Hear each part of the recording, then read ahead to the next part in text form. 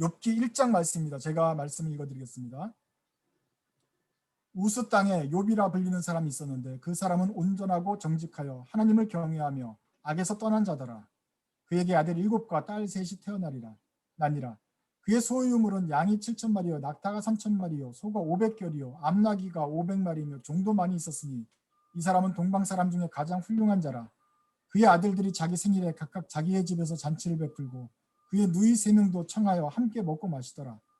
그들이 차례대로 잔치를 끝내면 욥이 그들을 불러다가 성결하게 하되 아침에 일어나서 그들의 명수대로 번제를 드렸으니 이는 욥이 말하기를 혹시 내 아들들이 죄를 범하여 마음으로 하나님을 욕되게 하였을까 함이라. 욥의 행위가 항상 이러였더라. 하루는 하나님의 아들들이 와서 여호와 앞에 섰고 사탄도 그들 가운데 온지라. 여호와께서 사탄에게 이르시되 내가 어디서 왔느냐? 사탄이 여호와께 대답하되 이르되 땅을 두루 돌아 여기저기 다녀왔나이다. 여호와께서 사탄에게 이르시되 내가 내 종 욥을 주하여 보았느냐? 그와 같이 온전하고 정직하여 하나님을 경외하며 악에서 떠난 자는 세상에 없느니라. 사탄이 여호와께 대답하여 이르되 욥이 어찌 까닭없이 하나님을 경외하리이까?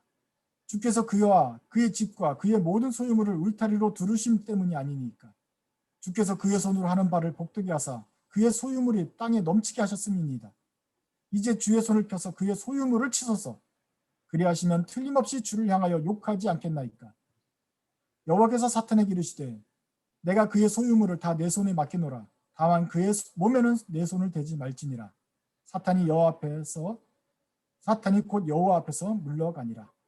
욥기 1장 말씀, 세상이 신의 주사위판이라면 이라는 제목으로 우리 신지영 목사님 말씀을 전해주시겠습니다. 예, 여러분 반갑습니다. 많이 더우시죠?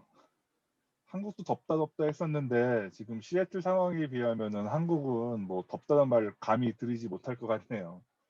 지금 여기는 새벽 5시 50분 정도 되고요. 저는 어제 그러니까 한국은 시간이 빠르니까 어제 주일 예배를 드리고 오후에 또 갑자기 아는 분 초상이 나가지고 서울 초상집에 갔다가 와서 날밤을 그대로 밤새우고 아직 잠을 못 잔 상태에서 지금 있는 거예요. 그러니까 지금 눈도 좀 많이 꽹하고요. 혹시나 제가 설교하다가 중간에 졸거나 중언부언 하더라도 여러분이 넓은 마음으로 이해해 주시면 감사하겠습니다. 저희 문산드림교회는 그 설교를 구약과 신약을 시애틀 드림교회도 비슷하게 알고 있는데 구약과 신약을 번갈아 가면서 장별로 차례대로 설교를 해 가고 있습니다.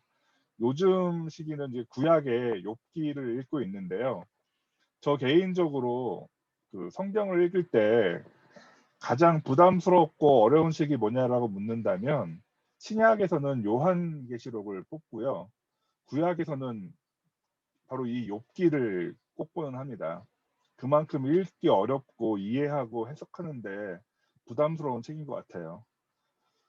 욥기는 성경 안에서도 상당히 특이한 위치를 차지하고 있는데 어찌 보면 소설이나 전설처럼 보이는 이야기 형식을 빌리면서도 또 그 안에서 굉장히 깊은 철학적인 신학적인 의미를 다루면서 욥과 그 친구들의 토론과 변론 과정을 보여주면서 우리한테 구체적인 정답을 또 이렇게 제시한다기보다는 그 토론 과정을 구경하면서 우리가 자연스럽게 정리할 수 있게 만드는 뭐 그런 방식을 취하고 있는 것 같습니다. 유대인들의 믿음은 흔히 그 신명기적인 질서 아래에서 변치 않고 내려오는 그들만의 믿음이 있는데 그걸 흔히 시온주의라고 이야기합니다. 세상은 여호와 하나님 다스리심 아래에 있고 여호와 하나님은 전지전능하신 분이시니까 그분의 질서 아래에서 인간이 죄를 지으면 당연히 죄에 대한 벌을 받고 의로움을 보이면 그에 대한 보상을 받는다는 것. 우리말로 표현하면 인과응보, 권선징악 뭐 이런 정도가 되나요? 그렇기 때문에 유대인들은 그 여호와의 질서에 의해서 그분께 선택받은 민족인 이스라엘은 결코 망하지 않는다라고 믿어왔습니다. 그런데 역사가 성경이 우리에게 알려주는 결과가 어떻습니까? 북왕국 이스라엘은 아수르에게, 남왕국 유다는 바벨론에게 멸망을 당했죠. 백성들은 낯선 타지로 끌려가서 포로 생활을 하는 지경에 이르렀습니다. 어떻게 이런 일이 생긴 걸까요? 분명 여호와 하나님이 다스리시는 세상인데 말이 되지 않잖아요. 결과적으로 보면 신명기적인 질서, 시오니즘, 그리고 인과응보 사상 이런 것들이 틀렸다라고 말을 해야 하는 걸까요? 욥기 4장 7절을 보시면 욥의 친구인 엘리바스가 욥에게 이러한 말을 합니다. 생각하여 보라. 죄 없이 망한 자가 누구인가?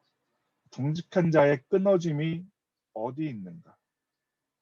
이 말은 바로 여호와 하나님이 다스리시는 세상에서 사람들이 생각하는 절대 법칙이 무엇인가를 보여주고 있습니다.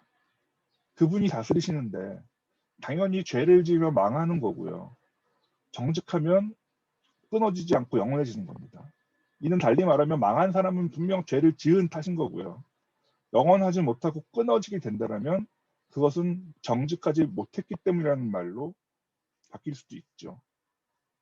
그러니까 이 친구 엘리바스의 말은 그 속뜻은 욥아 네가 이렇게 힘들게 아파하고 있는데 그 이유는 분명히 욥 네가 알고 있든지 모르고 있든지 과거에 어떤 죄를 지었을 것이야.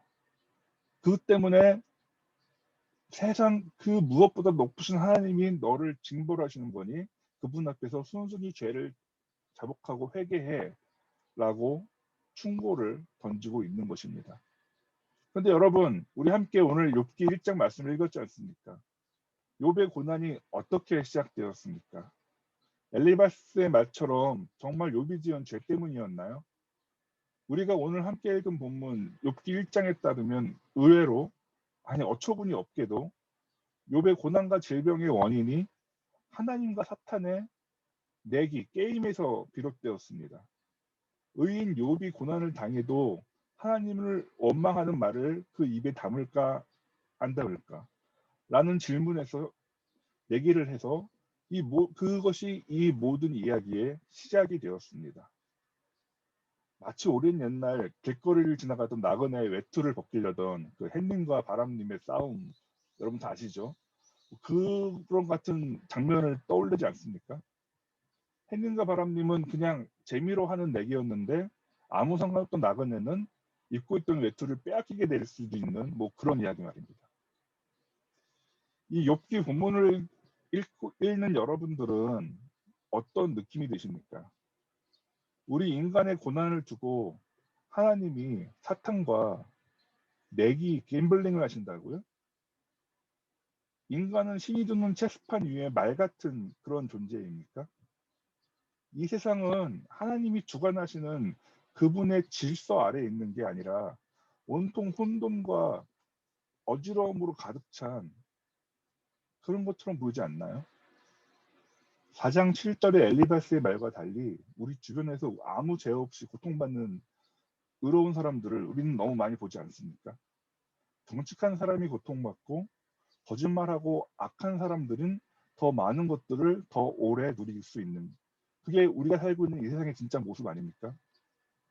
옛날에 신은 죽었다라고 울부짖던 어느 철학자들의 질문처럼 우리 하나님은 우리 세상에서 그냥 눈 감고 계시는 겁니까? 우리들의 고통이 아픔이 그분의 눈에는 들어오지 않는 걸까요? 그저 유흥거리로 체스를 두듯이 장기를 두듯이 우리들을 이리저리 휘두르시다가 게임 끝나면 끝 그리고 툭 던져버리는 그런 장기말 같은 존재들이 우리 인간들인가요? 고난이 닥쳐왔을 때 여러분의 삶 가운데 어떤 특정한 고난이 닥쳐온다라면 그때 여러분들은 어떤 반응을 보이십니까? 고난 앞에서 우리들은 어떤 마음을 품게 됩니까? 제가 가만히 이성적으로 생각해 보니까 사람이 살다가 고난을 닥쳤을 때 가장 이성적으로 빠르게 해결할 수 있는 어떤 프로세스 과정이 보이더라고요. 먼저 내게 닥친 고난이 무엇인지를 살펴보고 이 고난으로부터 받는 고통의 정도를 측정해서 내가 이것을 이겨낼 수 있을지 없을지를 가늠해 보고 어느 정도 견뎌내겠다라고 가늠해 보면 그때부터는 이 고난이 왜 왔으며 어디로부터 출발했으며 내가 어떻게 하여야 이 고난을 극복해낼 수 있을까? 그 솔루션을 찾아볼 수 있는 그 과정들이 보이더라고요. 말로 정리하니까 뭐 별거 아니잖아요. 간단하잖아요. 프로그래머가 이렇게 프로그래밍 하듯 코딩 하듯이 내 삶의 질고는 단순화시켜서 그냥 툭 보면은 의외로 간단한 프로세스 정리로 될 때도 많습니다. 그런데 사람이 사는 게 컴퓨터 프로그래밍처럼 코드를 입력해서 그 결과값을 받아내는 그런 게 아니지 않습니까? 아무리 모든 결과는 원인으로부터 비롯되는 게 세상의 법칙이지만 그 원인으로부터 도출되는 결과를 찾아내는 게 반대로 결과부터 그 원인이 무엇인지를 찾아내는 게 얼마나 복잡한 일입니까? 더구나 사람은 기계처럼 이성적이지 못합니다. 정도의 차이는 있지만 사람은 이성보다는 감정에 의존할 때가 더 많죠. 고난 앞에서 우리는 이 고난의 정체가 무엇인지, 원인이 무엇인지, 해결책이 무엇인지를 찾기보다는 사실은 당장에 우리가 닥친 아픔에, 고통에 더 집중하기 쉽습니다. 만약에 여러분이 맛있는 음식을 이렇게 집에서 조리하시다가 그 식칼에 손가락을 베었다라고 한다면 내가 요리 과정에서 어떤 실수를 저질러서 이 상처가 생겼고 이 상처를 치유하려면 반창고를 붙이든 약을 바르든 아니면 병원에 가든 해결책을 모색하면 되는데 사실 그것보다는 당장 내 손가락에서 피가 나오고 그 피가 나는 부위가 쓰라리고 하는 게 더 신경 쓰이죠. 그런 사람 옆에서 그런데 옆에 있던 사람이 야 너는 요리하다가 왜 그렇게 집중하지 못하고 정신 못 차리고 그러다 실수하냐? 칼을 쓸 때는 좀 조심해야지. 그렇게 부주의하니까 실수하고 상처 입지?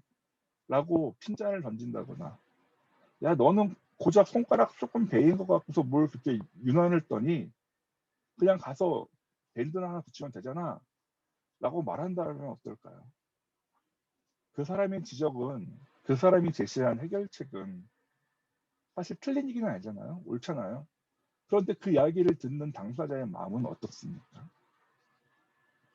예전에 화성에서 온 남자, 금성에서 온 여자 뭐 이런 식으로 해서 남녀 간의 성격 차이에 대한 뭐 이런 이야기를 하던 책이 있었죠. 남자는 어떤 특정한 문제가 터지면 그거에 대한 원인을 분석하고 뭐 솔루션을 찾으려고 하는데 사실은 이 남자에게 이 문제를 던진 여자의 마음은 그 해결책을 찾아주기보다는 그저 이 문제 앞에서 힘들었던 여자의 마음에 공감해 주기를 원한다. 뭐 그런 남녀의 차이가 있다라는 이야기를 담았던 책이었는데요. 이건 단지 남녀의 차이만은 아닐 겁니다. 원인과 솔루션이 분명하더라도 당장은 내 손가락이 아픈 게 더 중요한 사람에 관한 이야기죠.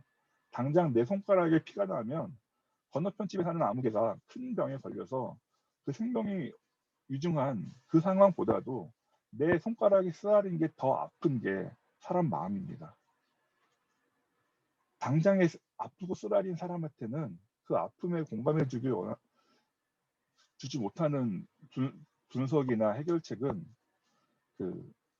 그렇게 귀에 들어오지 않을 것입니다. 욥기 1장의 내기를 인해서 재산과 자식들까지 잃었던 욥은 2장을 보면 또 한 번의 내기가 이루어지고 그 내기를 통해서 몸의 질병까지 얻습니다.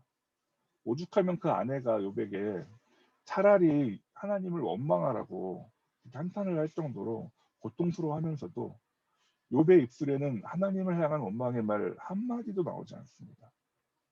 그리고 그런 욥의 의로움 때문에 1장에 이어서 2장의 그 내기와 고난 자체도 사실은 욥의 그 의로움 때문이었던 거잖아요.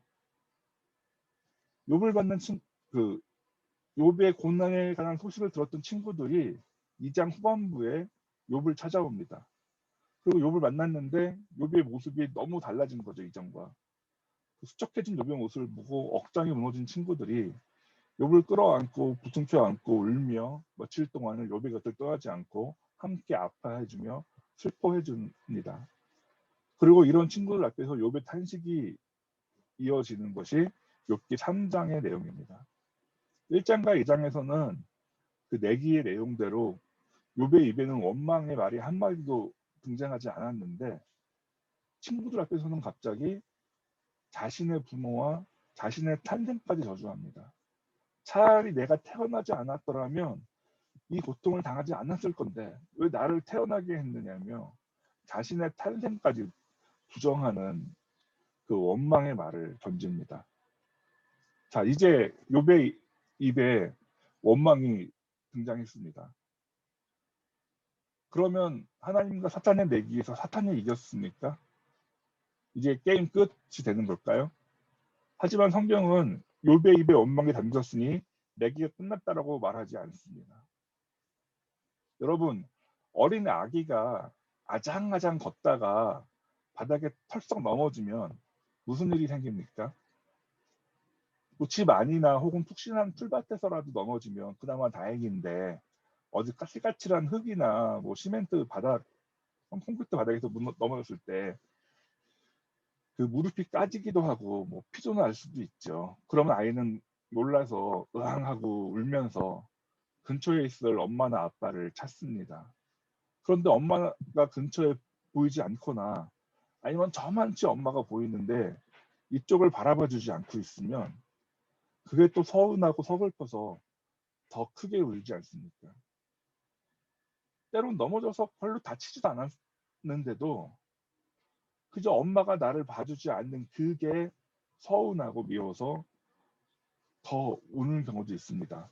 차라리 엄마가 안 보면 없으면 혼자 일어나서 그냥 툭툭 털고 할 수도 있는데 근처에 엄마가 있으면 엄마 나 아픈 것 좀 보라면서 더 큰 소리로 울어 제끼기도 하잖아요. 욥이 친구들 앞에서 탄식의 소리를 뱉었던 이 말은 사실 누구를 원망하거나 고난의 원인을 찾는 말은 아닌 것 같아요. 그저 자신이 당한 고난에 고통에 아파하고 있는 게 아닌가 싶습니다. 손가락이 베었다고 혹은 넘어져서 무릎이 까졌다고 아야 소리를 내고 있는 겁니다. 거기다 대고 야 너 왜 아파하니? 그 네가 잘못한 거로 그냥 벌 받는 건데 그 회개나 해 이런 소리 한다면 참 서운하죠. 그런데 이런 욥의 탄식을 듣고서 4장에서 엘리베스가 말했던 게 이런 방법입니다. 요 나도 전에 고난 너도 예전에 고난받던 다른 친구들 앞에서 그런 소리 했지 않니? 이제 욥 네 차례가 왔으니까 이제 네가 고난을 받았고 그런데 네가 고난을 받는 거는 분명히 네가 지은 죄 때문일 거야. 이런 소리를 하고 있는 겁니다. 와 정말 친구 많을까요? 만약 내 친구가 저한테 와가지고 이런 소리 하면 진짜 한 대 때려주거나 절교하고 싶지 않을까 싶습니다. 여러분 혹시 여러분 주변에 가족이나 친구의 고민 상담을 들어준 경험들이 있으십니까?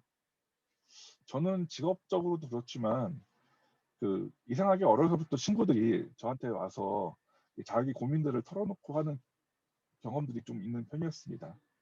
제가 겉으로 보기에는 좀 덩치도 크고 좀 입도 무거워 보였던 것 같아요. 사실 제 속사람은 그렇지 않은데 훨씬 경박하고 가볍고 신뢰하기 어려울 수도 있는 사람인데 그걸 모르고 착각한 친구들이 저한테 찾아와서 자기 속마음을 털어놓고 고민 상담들을 하더라고요. 그런데 또 제가 하나님께 받은 달란트가 있다라면 좀 습관이 발달한 편이에요. 그래서 특정한 어떤 문제나 사안들에 대해서 몇 가지 정보들을 이렇게 들으면 어느 정도 눈치로 대충 전체 맥락들을 눈치챌 때가 많습니다. 어떤 일의 옳고 그름에 대한 판단도 나름 빠르게 하는 편이고요. 그래서 어려서부터 더 무슨 나름 정론이라는 것들에 대해서 잘 아는 편이었습니다. 그래서 고민에 빠진 친구들에게 그 고민의 원인과 해결책이 무엇인지를 대해서 분석해 주는 게 뭐 그렇게 어렵지 않았어요. 하지만 제게 와서 고민을 털어놓았던 그 친구들은 대부분 저한테 정답을 달라고 온 게 아니었습니다. 그저 자신의 이야기를 들어주고 공감해주길 바래서 찾아왔던 건데 저는 어줍잖은 지식으로 어줍잖은 직관으로 그들한테 정론만 이야기한 겁니다. 제 이 어줍잖은 충고가 그들의 귀에 과연 들렸을까요? 아픈 사람에겐 때로 아픔을 치유해 줄 약보다는 그 아픔에 공감해 줄 수 있는 친구가 더 필요한 법입니다. 마틴 부버라는 그 사상가가 있었습니다. 그에 져서 나와 너라는 책을 통해서 인간관계에 대한 통찰을 이야기한 적이 있었는데요. 그는 관계라는 것을 통해 인간에 대한 존재를 분석했었습니다. 세상에서 유일한 나라는 존재가 대체 불가능한 너라는 존재와의 인격적인 만남과 교제를 통하여서 스스로의 자아를 깨달아가는 게 인간이란 존재인데, 어쩌다가 이 너라는 존재가 그것이라는 제3의 존재로 변질되어 버린다라면 그 인격적인 관계가 깨어지고 그 자아의 성찰조차도 금이 가버리게 되는 것이죠. 친구와 친구, 가족과 가족, 연인과 연인, 그 어떤 관계 속에서도 우리는 유일무이한 나와 대체 불가능한 너라는 인격적 존재로 만나야 하는데, 상대방을 너가 아닌 그것 정도로 치부해 버리는 순간 그 모든 관계는 끝이 나 버립니다. 정로는 오를 수 있습니다. 문제를 객관적으로 분석하고 프로세스화시켜서 그 솔루션을 찾는다는 것, 분명하고 바른 이야기일 수 있습니다. 하지만 무언가에 대해서 객관적일 수 있다는 것은 다르게 말하면 제3자의 시선으로 바라본다는 말과 다르지 않습니다. 내 문제, 내 아픔보다는 남의 문제, 남의 아픔이기에 우리는 쉽게 그 원인을 분석할 수 있고 어줍잖게 순수도 줄 수 있는 것입니다. 아까 고난이 닥칠 때 우리는 어떤 반응을 보일까라는 질문을 드린 바 있습니다. 결국 인간은 고난 앞에서 해결 프로세스를 찾기보다는 먼저 당장 내가 당한 고난이 가져다주는 고통에 아파하는 게 먼저입니다. 조금 잘 참는 사람도 있고 아주 조금 다쳤는데도 호들갑을 떨면서 저처럼 막 설레발을 치는 사람도 있겠지만, 그냥 정도의 차이일 뿐이지 누군가 고난 앞에서, 고통 앞에서 아파할 수밖에 없는 게 연약한 인간이란 존재입니다. 비이성적인 인간이기에 그 고통 앞에서 우리는 제대로 된 올바른 원인을 분석해내기보다는 당장의 고통을 알아주지 않는 내 주변 사람, 가족 혹은 엄마 아빠한테 서운해질 수밖에 없습니다. 내 고난이 정말 내가 지은 죄 때문인지, 아니면 사탄이 주는 유혹의 결과인지, 하나님이 주시는 어떤 연단과 시험인지, 아니면 다른 그 무엇 때문인지, 그도 아니면 그냥 우연한 일의 결과인지 알 수는 없지만, 정말 내가 잘못해서 벌을 받는다고 할지라도 내 잘못을 후회하고 뉘우치는 것보다는 당장 내게 이 아픔을 주시는 하나님이 원망스럽고 서운해지는 게 사람 마음입니다. 그러니 그 상황에서 우리들은 하나님께 따져 묻는 거죠. 하나님, 대체 내게 왜 이 고통을 주시려 합니까? 코로나19로 벌써 1년 반을 넘게 고통받아오는 이런 상황들 속에서 아직도 언제 이 어둠이 터널이 끝날지 알지 못하는, 한 치 앞도 안 보이는 상황 속에서 우리는 하나님께 따져 묻습니다. 하나님, 우리가 고통받는 이 순간에 대체 하나님은 어디에 계십니까? 고통받고 울부짖는 사람들의 울음소리가 하나님 귀에는 들리지 않으십니까? 역사를 주관하시고 세상의 질서를 유지하시는 하나님이라면 대체 왜 이 땅의 질고와 모순에는 침묵하신단 말입니까? 하나님은 능력이 없으십니까? 아니면 내 고통 따위는 그냥 무시하시는 건가요? 그도 아니면 정말로 하나님은 우리를 체스판 위에, 장기판 위에 게임 말처럼 그렇게 여기고 계십니까? 우리는 그저 당신에게 잠시 유희로 가지고 놀다가 버리는 그런 존재란 말입니까? 내게 문제가 생겼을 때 내 문제 앞에서 쉽게 선택할 수 있는 편법이 있다면 그것은 내가 아닌 제3자에게 그 원인을 돌리는 것입니다. 요리하다가 칼에 손가락을 베었는데 그 내 부주의함이라던가 내 손가락을 벤 칼의 날카로움을 보는 게 아니라 내 아픔에 공감해주지 않고 핀잔만 주는 내 옆 사람에게 원망이 가는 게 사람 마음입니다. 당신은 내 아픔한테는 신경도 안 쓰고 내게 문제가 있다고 하는 걸 보니까 당신에게 나는 사랑하는 가족이 아니라 그냥 제3자인가 보네요 라고 서운해하고 원망하는 말을 쏟습니다. 이런 마음은 하나님에게도 같은 방식으로 작용하는 겁니다. 우리가 당한 고난 앞에서 우리들은 쉽게 하나님에게 화살을 돌려버리는 겁니다. 하나님, 왜 내 고통에 공감해 주지 않나요? 왜 내 고난을 해결해 주지 않나요? 이런 원망 속에서 하나님, 우리가 체스판 위의 말인가요? 세상은 하나님의 주사위판인가요? 라고 하는 질문은 우리 고난의 문제를 분석하는 어떤 신정론적인 신학적인 질문이기 이전에 사실은 하나님께 우리 인간이란 존재는 장기판 위의 말, 그러니까 인격적이고 대체 불가능한 너가 아닌 인격적인 관계를 맺을 수 없는 삼자, 그것에 불과하지 않나요? 라는 질문이 아닌가 싶습니다. 하나님 왜 내 편 안 해줘요? 엄마 왜 내 편 안 들어줘요? 라고 말하는 어린아이의 칭얼거림과 다르지 않을까 생각합니다. 그런데 여러분, 엄마가 자기 편 들어주지 않는다라고 아픈 거 알아주지 않는다고 서운해하는 아이에게 논리적으로 이성적으로 잘잘못을 따진다라면 그게 옳겠습니까? 그럴 때는 그저 아이를 안아주고 토닥여주면서 그 아이가 아파하는 걸 공감해주고 그 까진 무릎에 호호해주는 게 더 나은 대안이지 않습니까? 우리 하나님도 그런 식으로 우리에게 다가오시는 것 같습니다.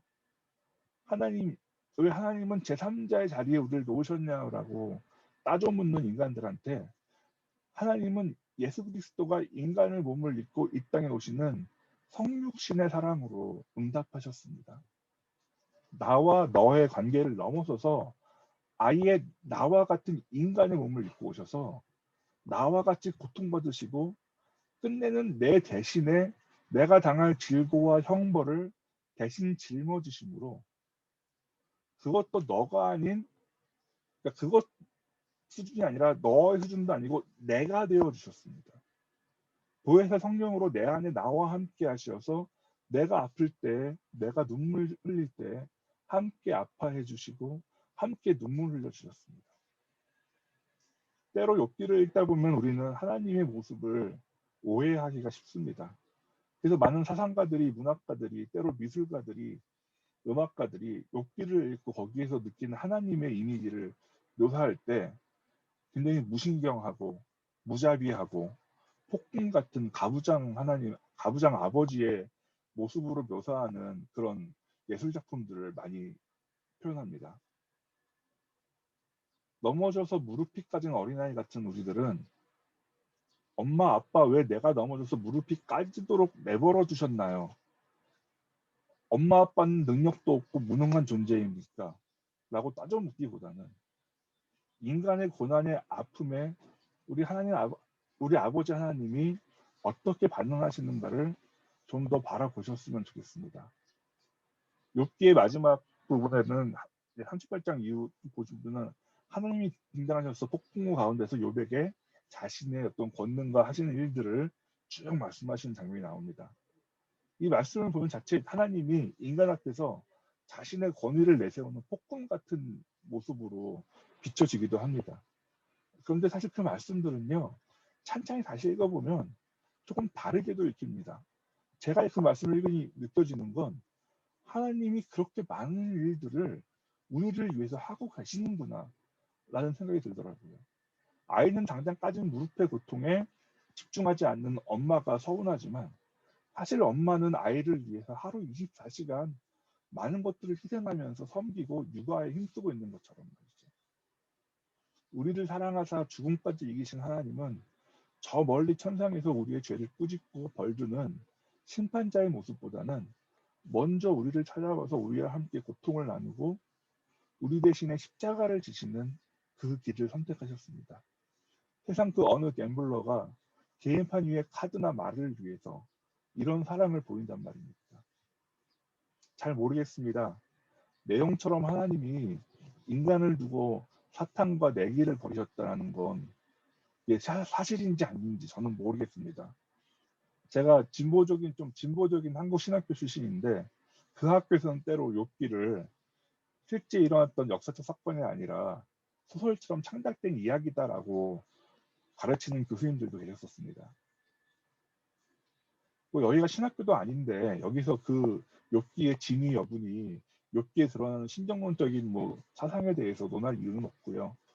그저 지금 이 순간에도 우리를 안타깝게 바라보시는 우리 하나님, 아기가 아장아장 걸음마하는 걸 바라보고 있는 부모의 마음처럼 혹시 넘어질까 혹은 딴 데로 잘못 가지는 않을까 걱정하면서 아이가 넘어지면 대신 아파해 줄 것 같은, 차라리 아이가 아픈 것보다 내가 아픈 게 더 낫다고 말하는 그 부모의 마음으로 우리 곁에 나를 모습으로 함께 하시는 하나님에 관한 이야기를 이 시간 여러분들께 전해드리고 싶었습니다.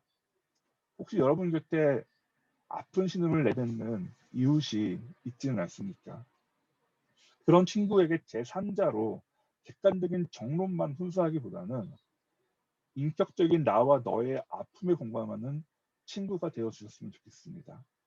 예수 그리스도를 따르는 신자로서 여러분의 말과 여러분의 행동을 통해 그 친구를 향하신 하나님의 그 사랑이 표현되고 전달될 수 있도록 축복의 통로로, 사랑의 통로가 되어 주셨으면 합니다.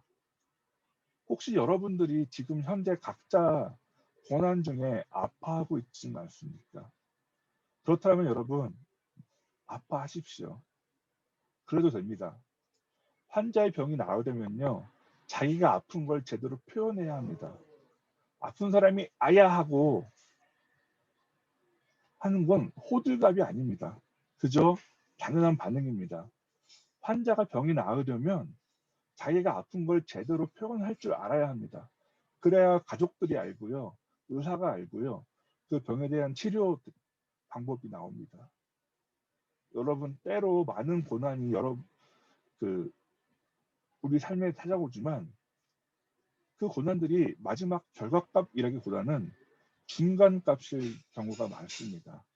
인생에서 모든 선택과 행동엔 그에 따른 반작용이 있기 마련이고요. 고통과 고난을 이겨내고서야 비로소 성공이라는 끝맺음이 있는 법이죠. 그래서 우리가 맞닥뜨려 버린 이 험준한 높은 산은 어쩌면 산 정상이 아니라 정상을 향해 나아가는 중간의 어떤 고개 언덕일 수도 있습니다. 그런 고난 속에서 고난은 사실 고난 자체이기보다는 이 고난이 가져다주는 고통으로서 의미를 다할 때가 많습니다. 운동선수가요, 경기를 끝날 때까지 체력이 방전되어 가면서 그 고통을 참아내고 이겨내면서 경기를 치르듯이 우리가 받은 이 고통이 우리에게 승리라는 금메달을 안겨줄 수도 있다라고 생각하셔야 합니다. 그러니 여러분, 지금 받는 그 고난은, 그 고통은 여러분이 귀 기울여 보실 필요가 있는 것일 수 있습니다.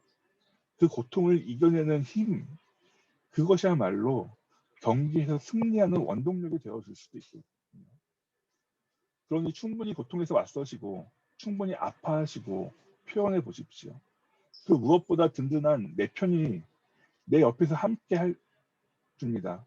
그 존재는 그 어떤 병원보다, 그 어떤 명의사보다 훨씬 큰 도움이 될 것입니다. 바라건대 여러분의 삶 가운데 날마다 내 편이 되시는 그분의 은혜가 항상 함께 하시기를 간절히 기도합니다. 자, 기도하겠습니다. 사랑의 하나님, 감사를 드립니다. 때때로 우리들은 우리 삶의 질거와 고난 앞에서 우리의 아픔에만 집중하며 우리 곁에서 우리를 도우시는 우리 주의 존재를 깨달아 알지 못할 때가 많음을 고백합니다. 주님, 그러나 우리 곁에서 계신 주님, 우리와 함께 하시고 우리가 아파할 때 우리 손을 잡아주시고 우리보다 앞서서 그 모든 아픔들을, 고통들을 대신 맞아주시는 주님의 존재를 우리가 깨달아 알기를 원합니다. 주여, 주의 은혜 아래 우리가 날마다 거하게 도와주시옵소서.